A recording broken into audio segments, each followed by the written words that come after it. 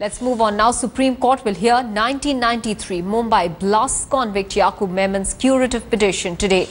This is Yakub Memon's last chance as preparations are already underway for his hanging. Memon's petition will be placed before Chief Justice H.L. Dattu, Justice T.S. Thakur and Justice Anil R. Dave, who will consider his plea in less than 5 minutes.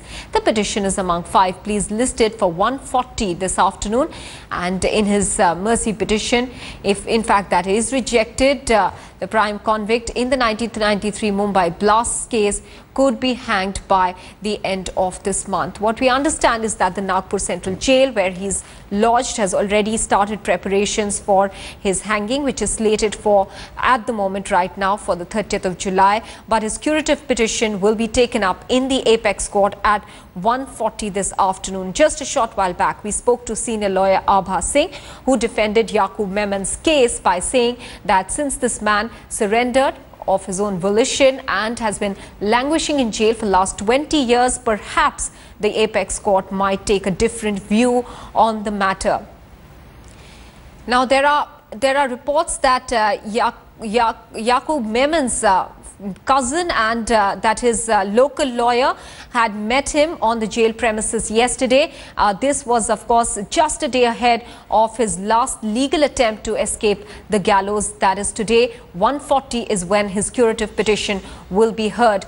Gaurav Sawant is now joining us with more details and a perspective on the story. Gaurav, what are the chances that the curative petition in a case of this nature will be looked at favorably?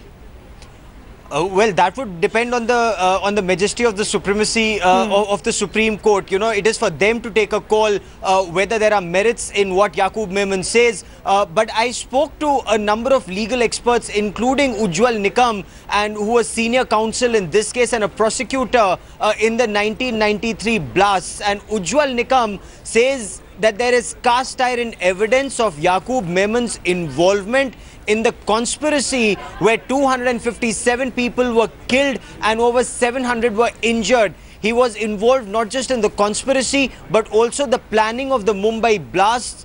Apart from that, he traveled to Dubai. He arranged for travel of other people, 15 other people, to Pakistan, knew about the role of Pakistan's ISI in this, and the fact that Yakub Memon, along with his brother Tiger Memon and their families, they were not only in touch with Dawood Ibrahim, but they left India just before the blast, goes on to show that he was okay with the idea of hundreds of innocent Indians dying for his cause, and that is why he deserves no mercy. Gaurav, take us through the case. What were the charges against him and what was he found guilty of in the Mumbai blast case of 1993?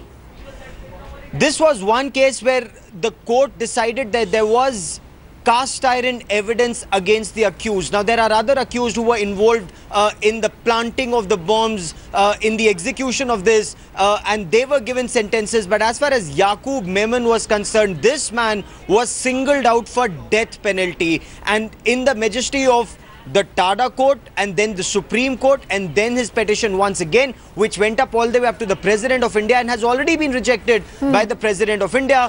The evidence against Yakub Memon is clinching. It's not that he claims that I wasn't aware of the conspiracy. Tiger Memon, Dawood Ibrahim, ISI, they were involved and then they fled the country. I only fled the country because my family fled the country. According to the courts, that is not true. He was aware of the entire conspiracy. He was an active member of the entire conspiracy. 15 people were sent to Pakistan for training. He was involved in arranging for their travel to Pakistan. The RDX was brought from Pakistan Army. RG's hand grenades were brought in by the Pakistan Army. All of that was brought into India through the Raigad coast. So this man had a role to play in the killing of 257 innocent people. He may have been a conspirator, but as guilty, if not more, than those who planted the bombs. Right. 3 eminent judges, including the CJI, will be taking up the curative petition along with some other petitions at 1:40 p.m. As per rules, the curative petition will be, in fact, not be taken up in the open court, but will be decided in the chambers of the judges. Many thanks, Gaurav, for joining us with those details.